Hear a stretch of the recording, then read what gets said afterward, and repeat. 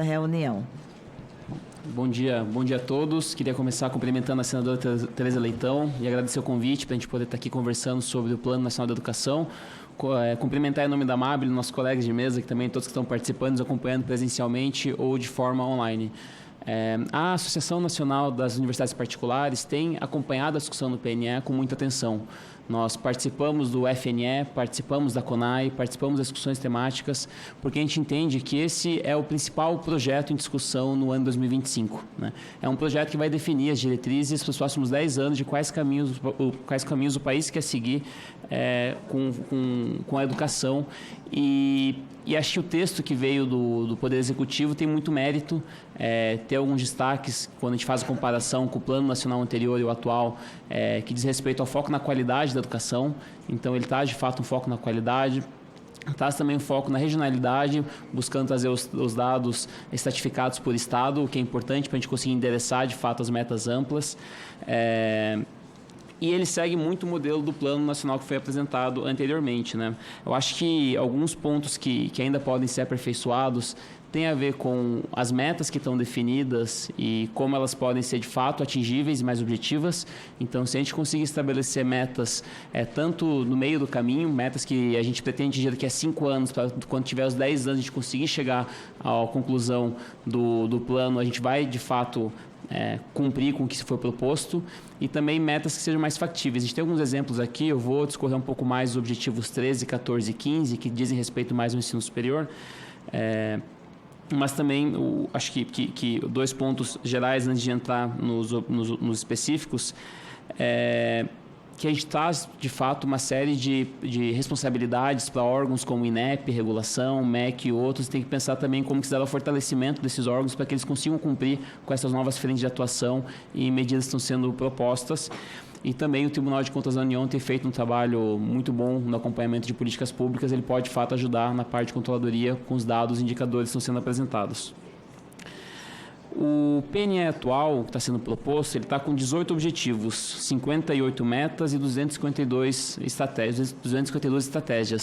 Dessas 58 metas, 7 são direcionadas para o ensino superior, graduação e pós-graduação, sem entrar na discussão do ensino profissional e tecnológico. E dessas 7 metas, a gente tem o objetivo 13, que trata de acesso, permanência e conclusão na graduação, o 14, que trata de qualidade na graduação, e o 15, que trata de pós-graduação no estricto sensu. Falando do primeiro, que fala de ampliar o acesso e permanência na graduação, a gente tem um problema muito grave hoje em dia que trata da evasão. Né?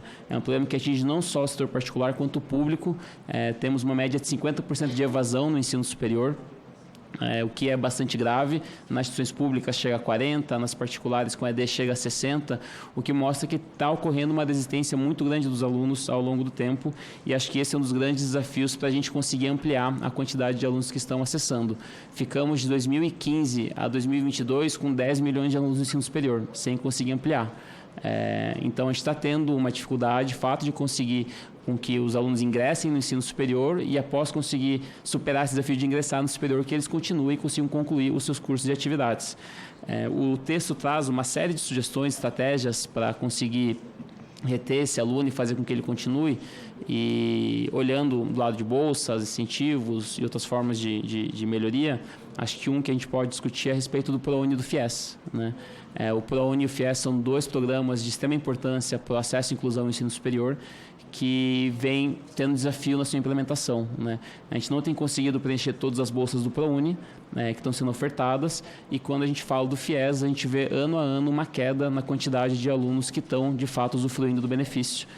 No ano passado, chegamos a mais de 100 mil bolsas FIES ofertadas e apenas 21 mil bolsas preenchidas, o que mostra quanto o programa precisa ser reinterpretado e modificado, porque ele não está mais atendendo a necessidade dos alunos, que são os principais usuários desse programa, alunos de baixa renda, que precisam desse apoio financeiro para conseguir concluir no seu ensino superior. E com relação ao ProUni, a gente também vê uma queda no preenchimento de bolsas, né?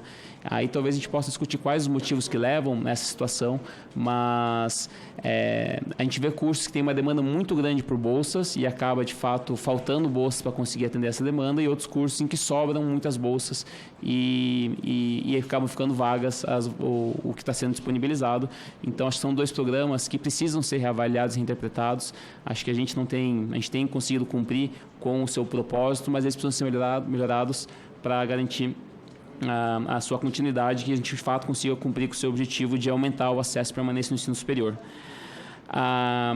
As 2 metas que tem no objetivo 13 tratam de elevar o percentual da população de 18 a 24 anos e também de elevar o percentual da população entre 25 e 34 anos na educação superior.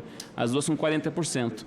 Hoje em dia, a gente tem na população com 18 a 24 anos, 21,6% da população com acesso ao ensino superior. Então, é um aumento de 18% que a gente precisa fazer em 10 anos. Da população entre 25 e 34 anos, temos 23%.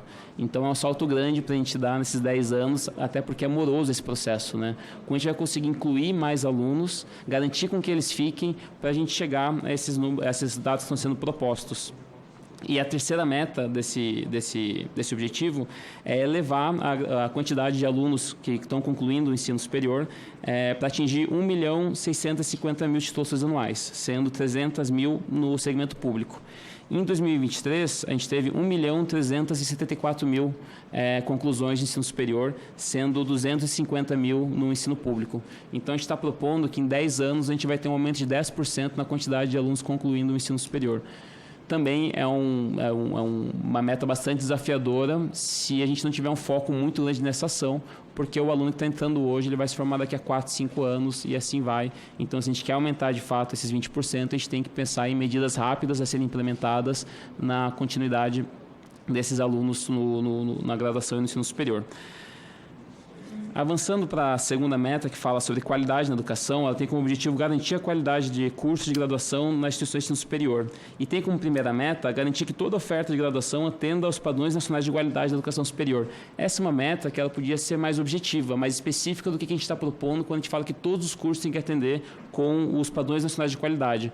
Porque quando a gente fala dos sinais, o Sistema Nacional de Avaliação do Ensino Superior e todos os indicadores que a gente tem são variados e é um pouco, não é factível a gente pensar hoje em dia, quando a gente analisa o Censo do Ensino Superior, os indicadores atuais, que daqui a 10 anos todos os cursos vão estar com um padrão satisfatório a depender do indicador que está sendo proposto.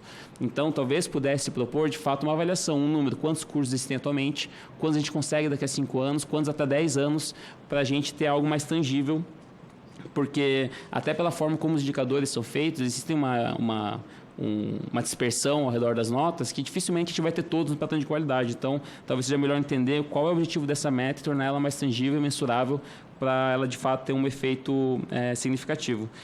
E as outras 2 metas, quando a gente fala de qualidade da graduação, são ampliar o percentual de docentes em tempo integral para superior a 70%.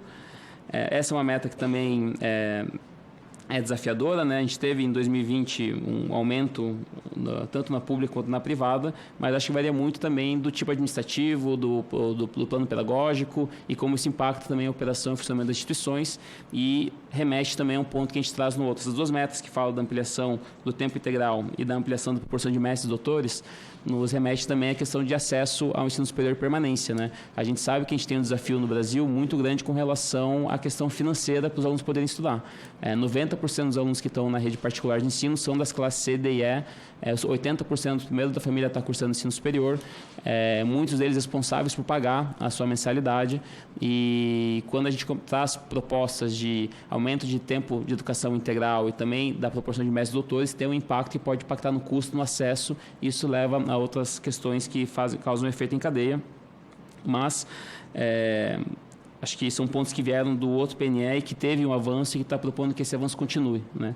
Quando a gente fala da ampliação de mestres e doutores, era uma meta que constava já no PNE anterior, que de fato a gente conseguiu avançar e está se propondo com que ele aprofunde ainda mais.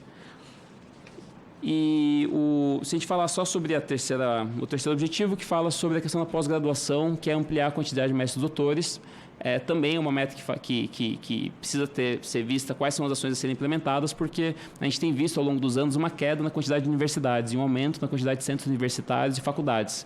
E uma dificuldade da interiorização desse programa de stricto sensu, até pelos requisitos e requerimentos que você tem para poder abrir uma universidade do ponto de pesquisa. Então, se a gente quer conseguir interiorizar e aumentar a quantidade, talvez tenha que ter uma revisão do que a gente entende pela universidade para pesquisa e extensão.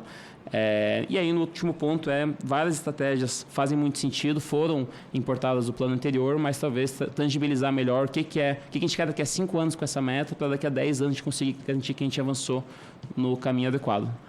Então, encerrando nos 10 minutos, certinho, agradeço de novo o tempo e a atenção. A gente fica à disposição, senador. A gente está preparando um estudo para ser compartilhado com os senadores para contribuir com o PNE. Obrigado.